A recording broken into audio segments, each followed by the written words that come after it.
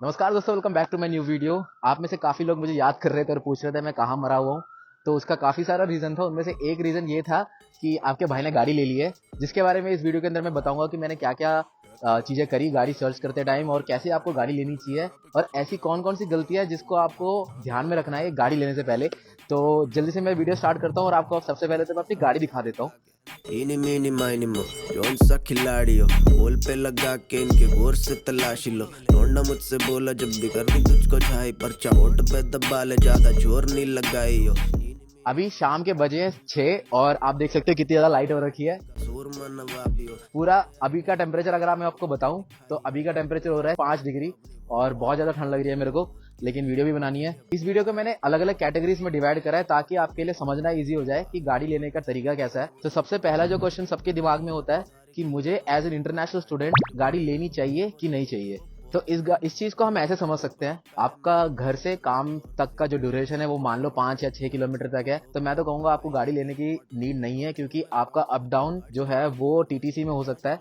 लेकिन एक चीज ये भी समझना बहुत ज्यादा जरूरी है कि आपका जो कम्यूट का टाइम है वो जितना कम हो उतना बेटर है, क्योंकि यहाँ पे टीटीसी पे अगर आप रिलाय करते हो, यहाँ पे टीटीसी का सर्विस बहुत ही खराब हो जाता है, स्पेशली ड्यूरिंग विंटर्स। आप जहाँ पे आपको लगने चाहिए 15 मिनट कार के अंदर, वहाँ पे आपको 1.5 से 2 घंटे तक कभी कभी ठंड में खड़े होना पड़ता है बस स्टॉप पे। और आपको कभी कभी तो ऐसे बस स्टॉप दिखेंगे जहाँ पे वो कवर भी नहीं होते चारों तरफ से, और ऐसे टाइम पे तो भाई आपको लेना ही पड़ेगा कार, क्योंकि ऐसे ठंड में आपका कभी कभी सर्वाइवल बहुत ज्यादा मुश्किल हो जाता है। मैं जब आया था कनाडा में तो मैंने सबसे पहले महीने के अंदर ही सोच लिया था जल्दी से जल्दी पैसे इकट्ठा करके मेरे को गाड़ी लेनी है।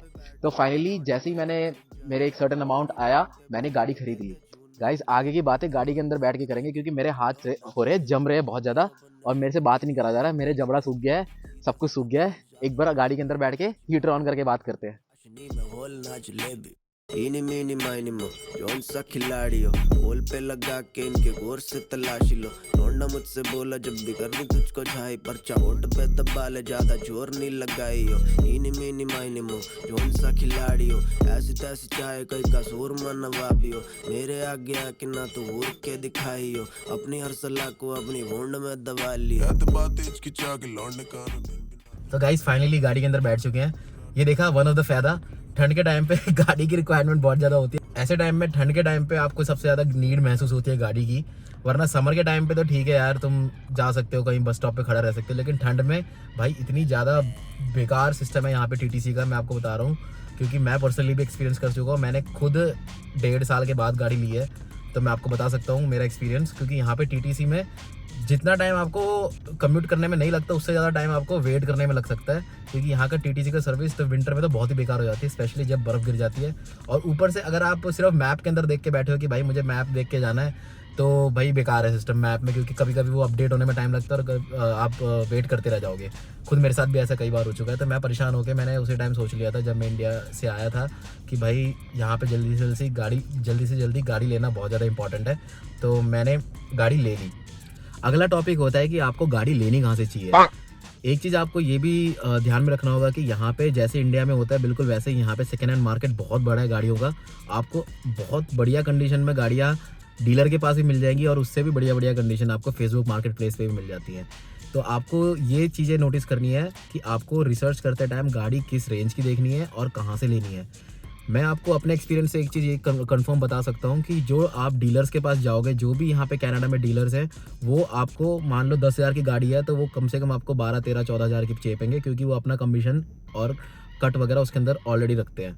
तो एक और चीज़ इसके अंदर ये है कि गाड़ी के अंदर कल को अगर कोई भी खराबी हो जाती है तो आप गाली बकने के लिए वहाँ जा सकती हो अपने डीलर के पास कि भाई तुमने मुझे गाड़ी दी, इसके अंदर खराबी आ गई। लेकिन ये चीज़ आप फेसबुक मार्केट प्लेस जैसी चीज़ों पे नहीं कर सकते, क्योंकि वहाँ पे फाइनल सेल होता है। कोई प्राइवेट बंदा होगा, जैसे मैंने मार्केट प्लेस के अंदर 2 महीने पहले शुरू कर दिया था देखने के लिए। जब मैंने सोचा कि गाड़ी लेनी है, मैंने अपना लाइसेंस वगैरह सब बनाया, जी लाइसेंस जैसे मेरा बना तो मैंने सोच लिया था गाड़ी देखना शुरू कर दिया। जैसे मैंने गाड़ी देखी तो मेरे को काफ़ी सारे फेसबुक मार्केट प्लेस पे ऐसे लोग भी मिले जो कि प्रोविंस चेंज कर रहे हैं। वो बेस्ट डील्स निकलती है, क्योंकि जो भी लोग अपना प्रोविंस चेंज कर रहे हैं, मान लो वो ओंटारियो से सीधा अल्बर्टा जा रहे हैं, तो वो अपनी गाड़ी छोड़ के जा रहे होते हैं और अगर वो सच बोल रहे हैं और उनकी गाड़ी की कंडीशन अच्छी है तो इससे बढ़िया डील नहीं होती, क्योंकि वो सस्ते से सस्ते रेट में अच्छे बार्गेन करने पे बहुत बढ़िया रेट पे आपको गाड़ी देके जा सकते हैं। तो मैंने 3-4 गाड़ी देखी, मैं अलग अलग लोगों से मिला, मैंने कम से कम 1.5-2 महीने आराम से गाड़ी को दिया। मैं बहुत रिसर्च कर रहा था, मैंने देखा है ये चीज़ कि डिस्ट्रीब्यूटर जो अपने डीलर्स होते हैं उनके पास आपको गाड़ी की कंडीशन दिखने में काफ़ी चमकती हुई दिख जाएगी, लेकिन हो सकता है उस गाड़ी के अंदर काफ़ी काम हो।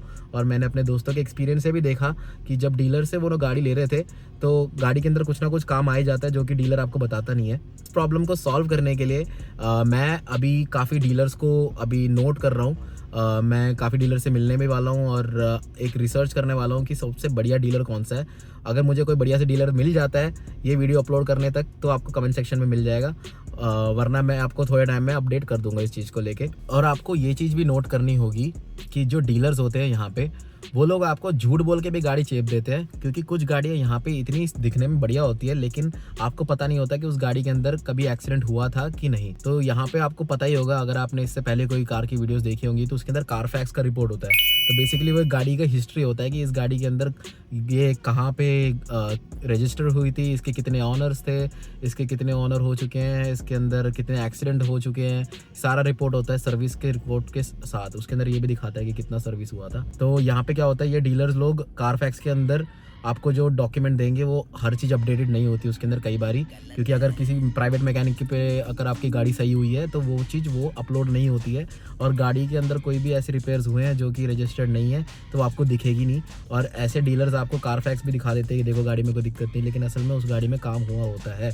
तो आपको क्या करना है ऐसे में, तो आपको खुद का एक मैकेनिक पकड़ लेना है। मैं इस वीडियो के नीचे एक मैकेनिक का नंबर दे दूंगा जो मेरा पर्सनल मैकेनिक है, जो इस गाड़ी को मैं दिखा चुका था। उस मैकेनिक को आपको गाड़ी दिखानी है और वो मैकेनिक के पास ले जाके आपको ये वो उनसे पूछना है कि क्या ये गाड़ी में खरीदने लायक है कि नहीं। वो आपको गाड़ी चला के दिखा देंगे, वो खुद आपको गाड़ी आपके साथ चल लेंगे, या तो आपको गाड़ी उनके पास लेके आनी पड़ेगी जिनसे भी आप खरीद लो मार्केट प्लेस वगैरह से।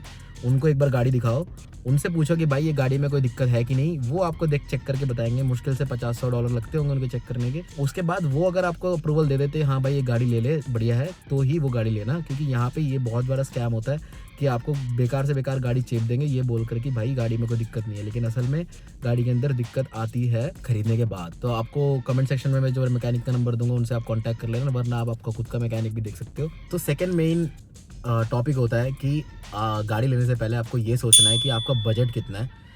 हर किसी बंदे का बजट अलग अलग होता है। ऐसे भी लोग हैं जो नई गाड़ी अफोर्ड कर सकते हैं और कुछ लोग ऐसे होते हैं जिनको बस पॉइंट ए से पॉइंट बी जाना होता है और उसके अलावा उनको कोई शो ऑफ से मतलब नहीं है। उनमें से उस कैटेगरी में आता हूँ मैं। मेरे को सिर्फ पॉइंट ए से पॉइंट बी जाना था, मेरे को कोई मतलब नहीं है कि भाई गाड़ी हाई फाई होनी चाहिए, शो ऑफ वाला सीन है ही नहीं। अभी तक मैंने अपने इंस्टाग्राम में तक एक फ़ोटो नहीं डाली गाड़ी की, तो भाई मेरे को कोई फ़र्क नहीं पड़ता, मुझे सिर्फ पॉइंट ए से पॉइंट बी जाना है और ठंड में बचना है, बस यही है। और मुझे अपना टाइम बचाना था, तो मैंने तो ये सोच रखा था कि मैं सस्ती से सस्ती गाड़ी ले लूँगा, चाहे वो सेकेंड हैंड हो, क्योंकि मैं नई गाड़ी की तरफ नहीं देख रहा था, क्योंकि नई गाड़ी लेना बेवकूफ़ी होगी अगर आप टेम्पररी एक जगह पे रहने के लिए आ रहे हो, कनाडा जैसी जगह में जहाँ पे कोई गारंटी नहीं है आपका पीआर होगा नहीं होगा, कल को वो गाड़ी आप चला पाओगे कि नहीं। तो मैंने तो सोच रखा था कि मैं पॉइंट ए से पॉइंट बी जाने के लिए गाड़ी लूँगा, और वो गाड़ी मैंने ले ली। पहले तो आपको ये सोचना पड़ेगा कि आपका बजट है कितना। यहाँ पे आपको 3,000 की भी गाड़ी मिल जाएगी, 5,000 की भी मिल जाएगी, 10,000 की भी मिल जाएगी, और वो जाते जाते भाई 50, 60, $80,000 की भी $80,000 की भी मिल जाएगी। तो आपको ये पहले डिसाइड करना है कि आपको किस रेंज में गाड़ी लेनी है। ये भी सोच के चलना है, क्योंकि आने वाली गाड़ी जो आप लेके आ रहे हो किसी से, वो 100% गाड़ी सही तो होगी नहीं, उसके अंदर कुछ ना कुछ आपको रिपेयर भी करवाना पड़ सकता है। ऐसा ना हो कि आपके अकाउंट में $10,000 पड़े हैं और आपने 9,000 की गाड़ी ले ली और सिर्फ आपके पास $1,000 पड़े अगले महीने के लिए। ऐसा नहीं होना चाहिए। अगर आपने सोच रखा है कि आपको गाड़ी लेनी है तो आपको उसके साथ आने वाले खर्चों का भी ध्यान रख के ही अपना बजट सेट करना होगा।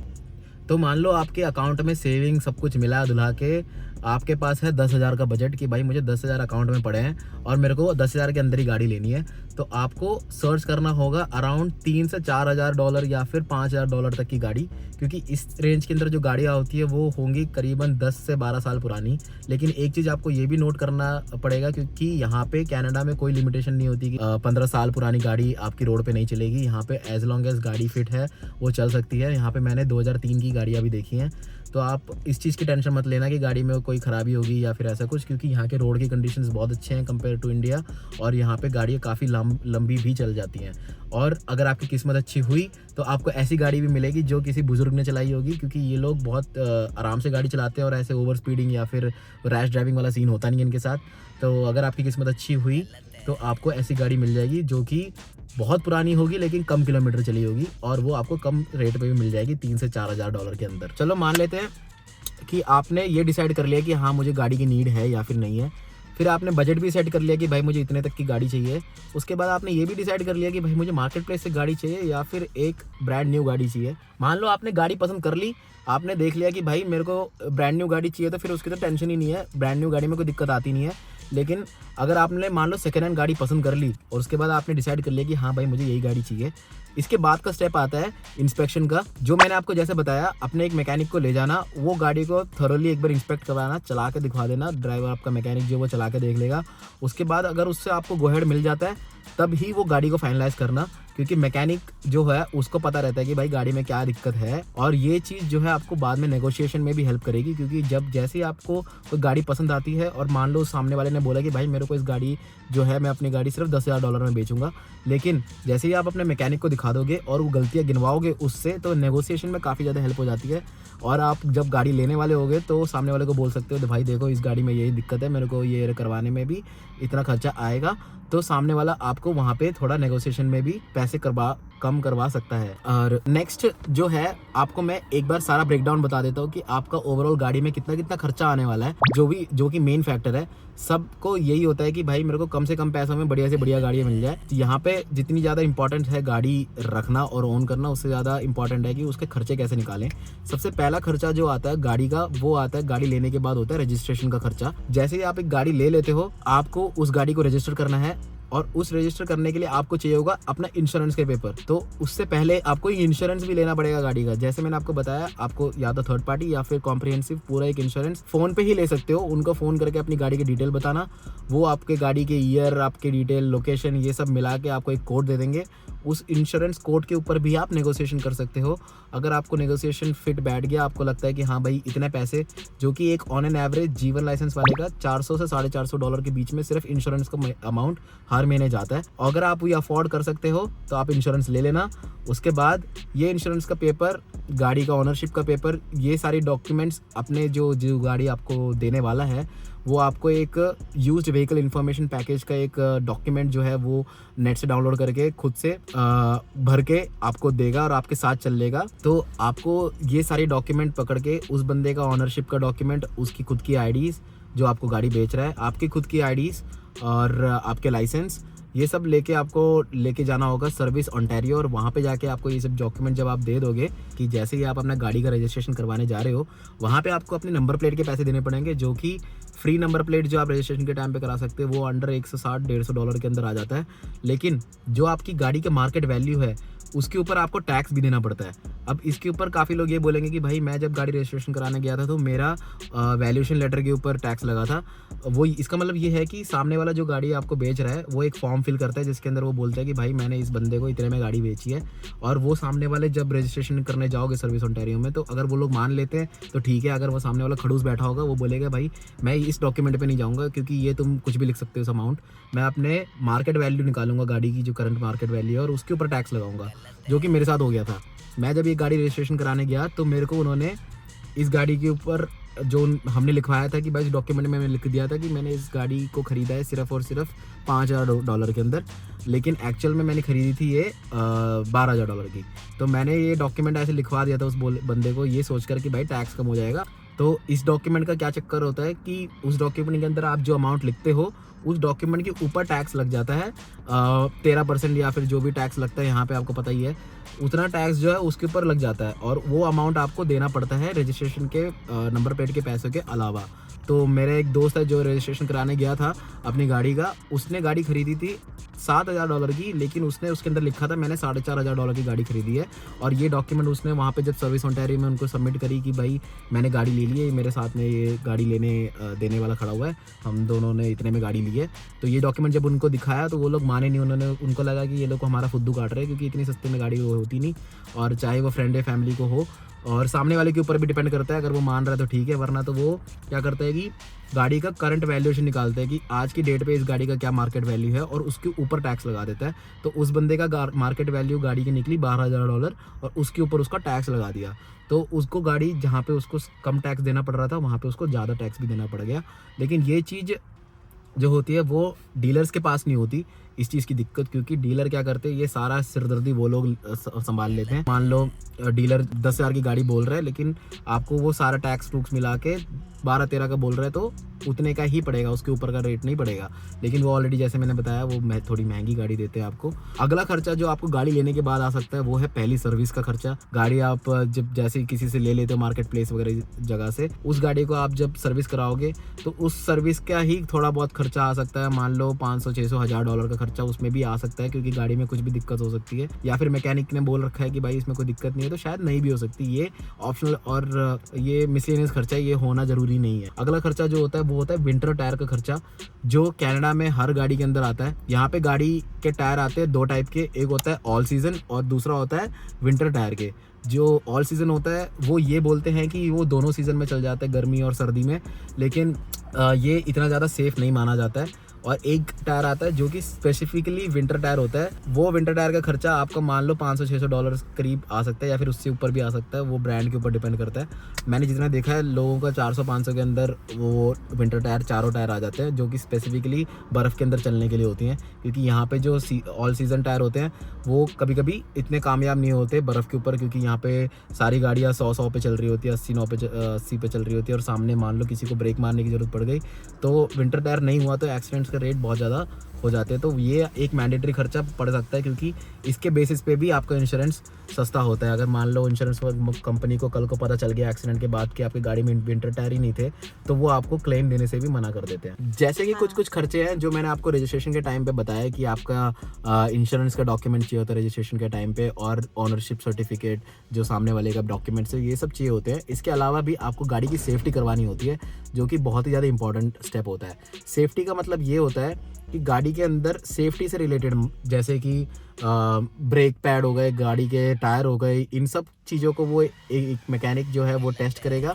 चेक करने के बाद वो अपने एंड से अपने नाम पे बना के देगा सेफ्टी सर्टिफिकेट कि भाई इस गाड़ी में कोई दिक्कत नहीं है, सेफ्टी से रिलेटेड ये गाड़ी रोड पे चलने के लिए सेफ़ है। ये डॉक्यूमेंट जो है ये मैकेनिक बना के देगा, और इस मैकेनिक के नाम पे होता है, इसलिए ये मैकेनिक उसके अंदर बोलता है कि भाई गाड़ी में ये काम करवाना पड़ेगा, नहीं तो ये सेफ्टी सर्टिफिकेट जो है मैं पास नहीं करके दूंगा। क्योंकि गाड़ी के अंदर कभी कभी ऐसी चीज़ें होती हैं जो कि अगर उसने मैकेनिक ने रिपेयर नहीं करी और उसके बाद भी अगर उसने सेफ्टी पास करके दे दिया, तो ये मैकेनिक पे कल को बात आ जाएगी कि भाई तुमने सेफ्टी सर्टिफिकेट बना के दिया था और गाड़ी यहाँ पे आके ख़राब हो गई, एक्सीडेंट हो गया किसी और के चक्कर में सेफ्टी से रिलेटेड। तो इसलिए मैकेनिक जो होते हैं मेजॉरिटी अपने रिस्क लेते नहीं है। वो क्या करते हैं, सेफ्टी सर्टिफिकेट बनाने से पहले आपको ये बोल देंगे कि भाई गाड़ी में ये दिक्कत है, ये पहले सही कराओ, उसके बाद सर्टिफिकेट पास होगा। तो इसके अंदर भी कभी कभी 100 से लेकर $1000 का खर्चा आ सकता है, वो भी ऑप्शनल है। जैसे मैंने अपनी गाड़ी ली थी तो मेरी गाड़ी के अंदर कोई ख़राबी थी नहीं, तो मेरे को $100 के अंदर सर्टिफिकेशन बना के मिल गया था, क्योंकि गाड़ी में कोई दिक्कत थी नहीं। लेकिन हो सकता है कुछ मैकेनिक बोले कि भाई आपकी गाड़ी में ये दिक्कत है, इसलिए मैं कह रहा हूँ कि आप पहले एक मैकेनिक को दिखवाओ गाड़ी। वो अगर बोलता है कि हाँ भाई इसके अंदर एडिशनल कोई खर्चा नहीं आने वाला, तो आपको ये सब खर्चे की भी ज़रूरत नहीं है। $100 का आपका सेफ्टी का सर्टिफिकेट बनेगा, ये ले जाओ ना, अपनी गाड़ी का रजिस्ट्रेशन करवा देना, आपका और कोई खर्चा नहीं आने वाला है गाड़ी के अंदर। और बाकी खर्चा तो आपको पता ही है, हर महीने इंश्योरेंस के अलावा आपका सिर्फ पेट्रोल का खर्चा आता है। तो जैसे मेरी गाड़ी का है वो मेरे को $400 सिर्फ इंश्योरेंस देने पड़ रहे हैं, और मेरी गाड़ी तेल खाती है अराउंड $50-80 का हर महीने। और क्योंकि मेरा काम इतना ज़्यादा कम्यूट का है नहीं, तो मेरा कवर हो जाता है। लेकिन इसी जगह अगर आपने एक नई गाड़ी ली होती तो आपको $400-450 जो है इंश्योरेंस के, पेट्रोल का खर्चा अलग, और प्लस गाड़ी की EMI जो है वो आपको देनी पड़ती है। इसलिए मैं कहता हूँ कि अगर आपके पास बजट अलाउ करता है तो कैश पे गाड़ी उठा लो, ताकि आपको गाड़ी का खर्चा ना देना पड़े बार बार। एक और जो मेजर खर्चा आता है वो आता है इंश्योरेंस का। ये आपके हर महीने कटने वाले हैं। इंडिया जैसा हिसाब नहीं है कि आपने मतलब अपने पूरे साल का इंश्योरेंस का पैसे एक साथ दे दिए, या फिर इंडिया में भी होता होगा EMI वाला सीन जो, लेकिन मेरी गाड़ी का इंडिया में जो था वो साल का एक ही बारी में देके ख़त्म करता था मैं। तो यहाँ पे क्या होता है कि आपका मेजर खर्चा जो होता है ना गाड़ी का, वो इंश्योरेंस का होता है। जैसे मेरा लाइसेंस था नया G का लाइसेंस मैंने बनवाया और जैसे ही मैंने इंश्योरेंस का पता करा अलग अलग जगह पे, जैसे TD बैंक गया मैं, और 2-3 और जगह गया था मैं, अपना कॉल पे बात हुई थी मेरी। तो उनसे जब भी मैंने बात करी तो मेरे को जो इंश्योरेंस का कोट मिल रहा था मेरे एक्सपीरियंस पे, मेरे लोकेशन पे, और मेरे एज और मेरे ड्राइविंग जो रिकॉर्ड था, इसके बेसिस पे मेरे को जो इंश्योरेंस का कोट मिला वो मेरे को करीबन 600 से 700 रुपये तक का मिला था हर महीने। रुपए कह रहा हूँ, डॉलर। 600 से 700 डॉलर हर महीने मेरे कटने वाले थे। तो मैंने क्या किया, मैंने बहुत ज़्यादा रिसर्च करा। मैंने अलग अलग कंपनीज़ को फ़ोन करके अपने गाड़ी की डिटेल बताई कि भाई मैं ये गाड़ी लेने वाला हूँ, मेरा लाइसेंस का नंबर ये है और मेरा ये डिटेल है। जैसे ही मैंने उनको ये सब चीज़ें बताई तो हर कंपनी ने मुझे अलग अलग कोट दिया। कोई मेरे को अपने ऑटो इंश्योरेंस के साथ साथ घर का इंश्योरेंस साथ में लेने को रेकमेंड कर रहे थे, क्योंकि उससे काफ़ी पैसे का फ़र्क पड़ जाता है। तो जैसे आप अपना कहीं लीज पे रह रहे हो तो अगर उसका घर का भी इंश्योरेंस आप करवा लेते हो गाड़ी के इंश्योरेंस के साथ, तो आपको एज अ बंडल वो पैसे कम पड़ते हैं। तो मैंने क्या किया, मैंने कॉर्पोरेटर से फ़ोन किया, जो कि मेरे को बहुत ही हैरानी हुई कि मेरे को कॉर्पोरेटर नाम की कंपनी से ऑलमोस्ट 60 to 70% का फ़र्क पड़ गया रेट का।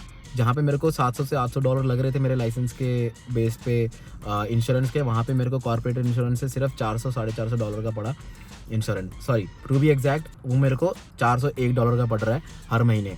तो आप वहीं से पता कर सकते हो, कॉर्पोरेटर नाम की कंपनी है, उनसे आप पता करना। आप जब आओगे यहाँ पे, अगर आप गाड़ी ले रहे हो तो वहाँ पे अपना डिटेल देना और उनको फ़ोन करके उनसे इंश्योरेंस का कोट लेना। और एक और चीज़ ध्यान रखना है कि यहाँ पे गाड़ी 2 हिस्सों में कवर्ड होती है इंश्योरेंस जो होती है। एक होता है थर्ड पार्टी कवरेज और दूसरा होता है कॉम्प्रिहेंसिव पूरा कवरेज। तो इसका जैसे ही पता चल रहा है नाम से ही बिल्कुल वैसा ही है। थर्ड पार्टी के अंदर आपकी गाड़ी को सिर्फ सामने वाली गाड़ी को कवर करेगी। मान लो आपने किसी गाड़ी को ठोक दिया तो आपकी गाड़ी के अंदर जो भी डैमेज होगा वो आपको बियर करना पड़ेगा, लेकिन सामने वाली जो गाड़ी को आपने टक्कर मारा है उस थर्ड पार्टी को आपको आपकी कंपनी कवर कर देगी। तो आपको सामने वाले को कोई पैसे नहीं देने। तो ज़्यादातर जो पुरानी गाड़ियाँ लोग लेते हैं वो थर्ड पार्टी का इंश्योरेंस लेते हैं। लेकिन अगर आपको लगता है कि भाई मेरी गाड़ी प्यारी लग रही है, मेरे को अगर इसमें कुछ भी हो जाए तो मैं अपनी जेब से पैसे नहीं दे पाऊँगा, तो मैं आपको रेकमेंड करूँगा कि आप कॉम्प्रिहेंसिव या फिर फुल कवरेज ले लो, ताकि आपको सामने वाले को भी कवर कर देगा और आपको भी कवर कर देगा आपका इंश्योरेंस कंपनी। तो होता पैसों के मामले में भी काफ़ी फ़र्क पड़ता है। जहाँ पे आपको $400 लगने हैं फुल कवरेज के अंदर, वहाँ पे आपको थर्ड पार्टी में सिर्फ देने पड़ सकते हैं $200-300। तो काफ़ी इतना ज़्यादा फ़र्क पड़ जाता है थर्ड पार्टी इंश्योरेंस में। अगर आपको लगता है कि भाई आपकी ड्राइविंग हैबिट्स बहुत अच्छी हैं और आप अच्छे से चला दोगे रोड पे, तो आप थर्ड पार्टी से भी काम चला सकते हो, आपके कवर्ड होगा इंश्योरेंस और वो लीगल है। ऐसा कुछ नहीं है कि आपको अगर पुलिस रोक लेगी तो थर्ड पार्टी इंश्योरेंस के लिए आपको चालान काट देगी, ऐसा कुछ नहीं है। यहाँ पे पहली बात तो पुलिस मेरे को रोड पे दिखी है, लेकिन आप आज तक किसी ने पुल ओवर करा नहीं है, अनलेस आप रैश ड्राइविंग कर रहे हो या फिर रूल्स ब्रेक कर रहे हो। क्योंकि यहाँ पे आपने देखा होगा वीडियोज़ में कि हर चौराहे पे स्टॉप साइन है, अगर आपने स्टॉप साइन नहीं करा तो पुलिस वाले ऑब्वियसली आपको पकड़ लेंगे। बाकी आपकी किस्मत पे भी डिपेंड करता है कि पुलिस वाले जैसे इंडिया में होते हैं ना, पेड़ के पीछे छुप के खड़े रहते हैं, यहाँ पे ऐसा नहीं होता। वो लोग अपने गाड़ी ऑफ करके कहीं नॉर्मल जगह पे ऐसे बैठे होंगे, लेकिन आपको देख रहे होंगे। जैसे ही उन्होंने देख लिया कि भाई ये बंदा तो स्टॉप साइन पे रोल स्टॉप करा है, रोल स्टॉप मतलब लाइन है और आपने पूरी तरह गाड़ी को जीरो पे ना लाकर ऐसे मूव कर दी स्टॉप साइन पे, तो भी आपके पीछे से आ जाएंगे हॉर्न बजाते पॉइंट पॉइंट, और आपके पीछे आके आपको स्टॉप ओवर कर एकदम पुल ओवर करेंगे और उसके बाद आपका चालान काटेंगे। तो इंश्योरेंस की बात हम कर रहे थे, तो आपको ये चीज़ मैं बताना चाहता हूँ कि नए ड्राइवर मैंने देखे हैं ना, यहाँ पे सबसे ज़्यादा बदनाम वो है अपना एरिया जो है वो अपना ब्रैम्पटन वाला एरिया है। वहाँ पे मैंने सबसे ज़्यादा देखा है कि इंश्योरेंस के प्राइसेस भी ज़्यादा होते हैं लोकेशन के ऊपर, और साथ ही साथ सबसे बेकार ड्राइवर भी वहीं के होते हैं। ये चीज़ मैं नहीं कह रहा, मैंने जितने भी यहाँ पे टिकटॉक और रील्स वगैरह में देखा है या फिर न्यूज़ देखा है, मैंने यही नोटिस करा है कि ब्रैम्पटन के ड्राइवर्स बहुत बेकार होते हैं। उसका रीज़न भी यही है कि वहाँ पे जो भी इंटरनेशनल स्टूडेंट नए नए आते हैं वो लोग रैश ड्राइविंग करते हैं, इंडिया जैसी ड्राइविंग करते हैं जहाँ उन्होंने लेफ़्ट ले लिया, राइट ले लिया बिना देखे। तो काफ़ी ज़्यादा एक्सीडेंट्स और प्रॉब्लम्स भी ब्रैम्पटन वाले एरिया में होते हैं। तो आपकी किस्मत के ऊपर डिपेंड करता है कि आपको कोई ठोक दे या फिर किसी और को आप ठोक दो, क्योंकि आप नए नए ड्राइवर होते हो, आपको इतना ज़्यादा ड्राइविंग का पता नहीं होता है। तो मैं आपको ये रेकमेंड करूँगा कि आप फुल कवरेज ले लेना पहले कुछ महीनों के लिए, बाद में वो आप कन्वर्ट करवा सकते हो थर्ड पार्टी कवरेज के अंदर। अगला डाउट जो सबसे ज़्यादा लोगों के मन में होता है ये कि क्या मैं गाड़ी लेने के बाद गाड़ी का खर्चा निकाल पाऊँगा कि नहीं। तो सबसे पहले तो गाइज, एक एवरेज अगर मिनिमम वेज वाला बंदा काम कर रहा है 40 घंटे हफ्ते का, तो ऑन एन एवरेज वो महीने का मान लो $2000 कमाता है। उसके अंदर अगर आप सिर्फ कैश पे गाड़ी ले लेते हो तो आपके पास बचता सिर्फ पेट्रोल का खर्चा और इंश्योरेंस का खर्चा है, जो कि $400 इंश्योरेंस का हो गया, और बाकी मान लो $50-80 महीने का, या फिर उससे ज़्यादा, चलो 100 पकड़ लो, $500 पकड़ लो। $500 महीने का अगर आप निकाल सकते हो अपार्ट फ्रॉम योर रेंट और बाकी का खर्चा, तो आप गाड़ी ले लेना, वरना आपके लिए बहुत दिक्कत होने वाली है। क्योंकि यहाँ पे ऑन एन एवरेज गाड़ी का खर्चा मान लो $500 हट गया, आपका $1000 का रेंट हो गया, बाकी 500 के अंदर आपका अगर ग्रोसरीज और इलेक्ट्रिसिटी बिल, आपका जो बाकी के खर्चे मिसलेनियस अगर हो जाते हैं, तो आपका मिनिमम वेज पे काम हो जाएगा। वरना आपको अगर गाड़ी से खर्चा खुद का निकालना है, गाड़ी का खर्चा, तो वो भी पॉसिबल है। फॉर एग्जांपल अगर मैं अपना एग्जांपल लूँ, तो मैं अपने 40 आवर्स के काम के बाद हफ्ते का मुश्किल से 2-4 घंटे निकालता हूँ, तो भी मेरे गाड़ी का पेट्रोल का खर्चा आराम से निकल जाता है। प्लस इन एडिशन कभी कभी मैं अपने इंश्योरेंस के $400 के अंदर के भी काफ़ी अमाउंट उसमें से निकाल लेता हूँ, सिर्फ हफ्ते का 4-5 घंटे करके। कभी कभी इससे अगर आप इसको भी अगर आप ज़्यादा टाइम दे दो, तो आराम से आपके $400 में निकल जाएंगे, आपके गाड़ी का खर्चा आराम से निकल सकता है। लेकिन ये आपके ऊपर डिपेंड करता है कि आप कितना टाइम इन्वेस्टमेंट करने के लिए रेडी हो अपार्ट फ्रॉम योर 40 आवर्स। यहाँ पे काफ़ी प्लेटफॉर्म्स है जहाँ पे आप गाड़ी का खर्चा खुद से निकाल सकते हो, जैसे कि ऊबर ईट्स हो गया, डोडैश हो गया, इंस्टाकार्ट हो गया।